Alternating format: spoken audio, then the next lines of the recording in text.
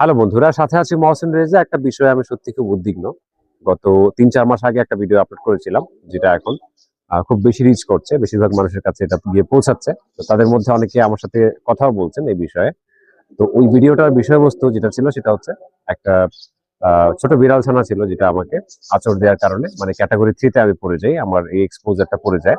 That's why আমি কিন্তু পরবর্তীতে ভ্যাকসিন নিয়েছি, বাট আমি 10 দিন অবজারভেশন এটাকে রেখেছি। আনফরচুনেটলি সেটা কিন্তু 10 দিনের মাথায় মারা গেছে, যদিও সেটা র্যাবিস হয়েছিল কিনা সেই বিষয়ে কিন্তু আমি নিশ্চিত না। তারপরে কিন্তু আমি টিকা নিয়ে ফেলেছি। তো এই ভিডিওটা দেখে অনেকে কিন্তু ভুল ডিসিশন নিচ্ছেন।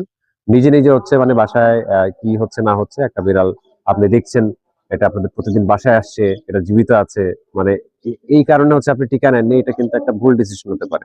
তো এখানে আমি যেই মানে পার্সোনাল যে মানে ইয়েটা করেছি, এক্সপেরিমেন্টটা করেছি, এটা কিন্তু খুবই রিস্কি। আমার প্রাণও যেতে পারতো, আমিও মারা যেতে পারতাম, ঠিক আছে? হয়তো এখন আর ভিডিও বানাতে পারতাম না, আপনাদেরকে দেখা যায় এই মানে গুরুত্বপূর্ণ ইনফরমেশন দিতে পারতাম না। মানে যেই মানে এক্সপেরিমেন্টটা আমি আমার উপর করেছি, ইভেন আমার ফ্যামিলির মানুষও জানে না, বাট ইউটিউবে যারা আছে, আপনারা যারা দর্শক আছেন, তারা হয়তো জানেন ব্যাপারটা। আমি 10ম দিনে গিয়ে হচ্ছে টিকাটা নিয়েছিলাম।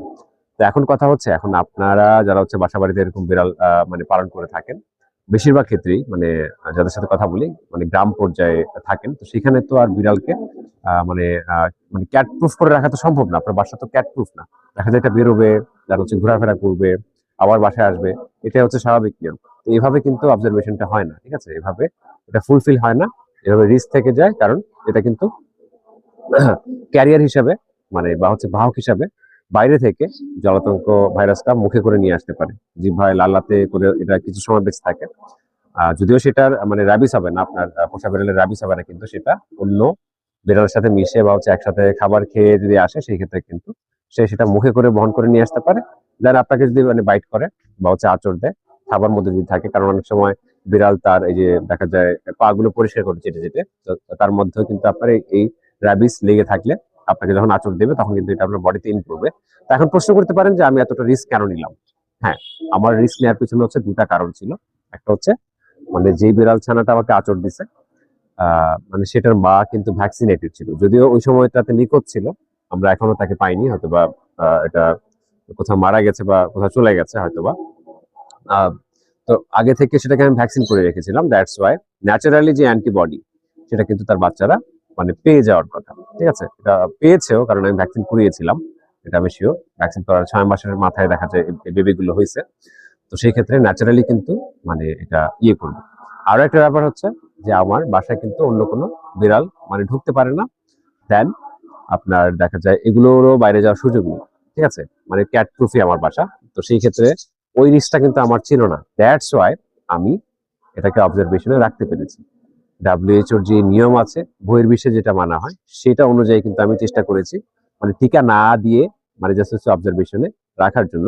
কিন্তু ডাব্লিউএইচও বলে রাখছে যে টিকা আপনার শুরু করে দিতে হবে, টিকা শুরু করে দিতে হবে, দেন হচ্ছে আপনি অবজারভেশনে রাখেন আর দেখেন প্রাণীটার কি হয় না হয়। কিন্তু তারপরে আমি টিকা নিইনি, মানে মানে একটা রিস্ক একটা সিচুয়েশন, একটা রিস্ক একটা সিচুয়েশন, মানে আমার মানে প্রাণ গেলেও যাইতে পারতো, আমি র্যাবিসে আক্রান্ত হতে পারতাম। তো এটা জাস্ট হচ্ছে একটা মানে পার্সোনাল একটা দেখা যায় মানে এক্সপেরিমেন্ট। এটা দেখে আপনারা উৎসাহিত হওয়ার মানে কোনো দরকার নেই, কারণ মানে আপনার লাইফ হচ্ছে একান্তই আপনার। আপনারা এই ধরনের রিস্ক নেবেন না কখনোই। আর আমি এই ভিডিওর মাধ্যমে দেখা যায় এই রিস্ক নেওয়াটাকে মানে ইন্ডালজ করছি না। এমন অনেক মানে মানুষ আছেন যারা হচ্ছে এই যে বিড়াল বা হচ্ছে কুকুরের আঁচড় খাওয়ার পরে হচ্ছে আপনার মানে ভ্যাকসিন নিতে চান না। তো এমনটা না যে ভ্যাকসিনটা আসলে একবারে মানে হ্যাঁ খুব দামি, অনেকের ক্ষেত্রে দেখা যায় এটার মানে খরচ বহন করা সম্ভব নাও হতে পারে। 500 টাকা করে হচ্ছে পার ডোজ, এরকম দেখা যায় 5টা দিতে গেলে 2500 টাকা লাগতে পারে। তো সেই জায়গায় তো সরকার এগুলো ফ্রি করে দিয়ে রাখছে, আপনি একটু সময় করে গিয়ে টিকাগুলো নিয়ে আসতে পারেন, ঠিক না? আর এমন না যে আমাদের দেশে টিকার অভাব, তাও কিন্তু না। এখানে জাস্ট হচ্ছে আপনি টিকা না নিয়ে যদি এরকম একটা রিস্ক নিতে চান, সেই ক্ষেত্রে সেটা কিন্তু আপনার আউন রেসপন্সিবিলিটি, ঠিক আছে? এটা আপনার নিজস্ব রেসপন্সিবিলিটি। এরকম অনেকে আছেন আমার সাথে কথা বলেন যে আপনি যেমনি করছেন আমি কিন্তু সেমনি করছি, আমিও টিকা নিব না, এখন পর্যন্ত বিড়াল সুস্থ আছে বা কুকুর সুস্থ আছে, সেই ক্ষেত্রে আমি নিব না। আমি আপনার ভিডিও দেখে ডিসিশন নিয়ে ফেলেছি, যেটা খুবই হতাশাজনক। কিন্তু ভিডিওর মূল উদ্দেশ্য কিন্তু সেটা ছিল না।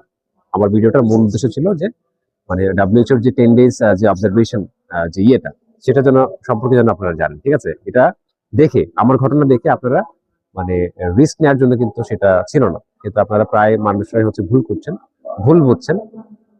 গুটি কয়েক আমার সাথে কথা বলছেন তাদেরকে আমি সাবধান করছি যে এই ব্যাপারটা এরকম না, আপনারা যেটা ভাবছেন ব্যাপারটা এরকম না, এভাবে অবজারভেশনটা হয় না। আর টিকা নিয়ে ফেললেই হচ্ছে মানে বেস্ট, কারণ আপনার লাইফের মানে জন্য দেখা যায় আমি লায়াবল হতে পারবো না।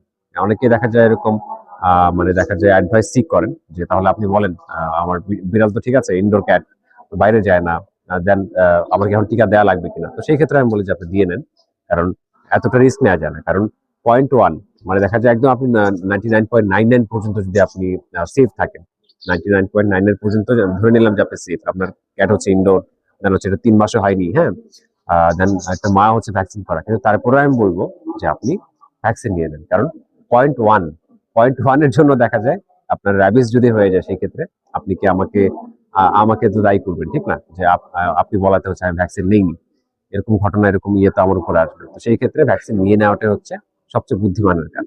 তো যারা এই যে আমার এই ভিডিও দেখে এরকম ডিসিশন নিজে নিজে নিয়েছেন, সেখানে আমি বারবার বলেছি, ইভেন ডিসক্লেমারে কিন্তু উল্লেখ আছে যে এই ভিডিও দেখে কোনো প্রকার মানে ডিসিশন নেওয়া যাবে না। ডিসিশন নেওয়ার ক্ষেত্রে অবশ্যই বিশেষজ্ঞ চিকিৎসকের সাথে পরামর্শ করবেন, বা যারা এই বিষয়ে এক্সপার্ট আছেন, বা যারা হচ্ছে প্রাথমিক মানে স্বাস্থ্য পরামর্শ, বা যারা হচ্ছে আমরা যারা কাজ করছি তাদের সাথে কথা বলতে পারেন। তো সেটা না করে নিজে নিজে ভিডিও দেখে কিন্তু কোনো ডিসিশন নেওয়া বুদ্ধিমানের কাজ না। এতে করে কিন্তু আপনি আপনার মানে জীবনকে ঝুঁকির মুখে ফেলছেন, ঠিক আছে? তো আশা করি আজকের এই ভিডিওর মাধ্যমে মানে ওই ভিডিওর মানে পেছনের যে কথা, বা ওই ভিডিও দেখে যারা হচ্ছে নিজেরা ডিসিশন নিয়ে ফেলছেন তাদের উদ্দেশ্যে মানে ওই কথাগুলো তার ওইখানে নেই। তো এখানে আমি দেখা যায় ডিসক্রাইব মানে করতে পেরেছি, আর ইভেন মানে আমার কথাগুলোর অর্থ হয়তো আপনারা বুঝতে পেরেছেন।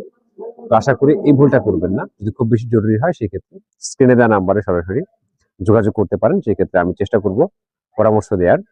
আর এই ধরনের ডিসিশন মানে যেকোনো মানে আপনার রোগ বা হচ্ছে যেকোনো জিনিস সম্পর্কে আসলে আপনি ইউটিউব থেকে জাস্ট হচ্ছে ধারণা নিতে পারেন, কিন্তু এটা দিয়ে আপনি ফাইনাল কোনো ডিসিশন নিতে পারেন। এটা আমি আবার বলে দিলাম। তো সবাই ভালো থাকবেন। আজকে ভিডিওটা এখানে শেষ করছি। আল্লাহ হাফিজ।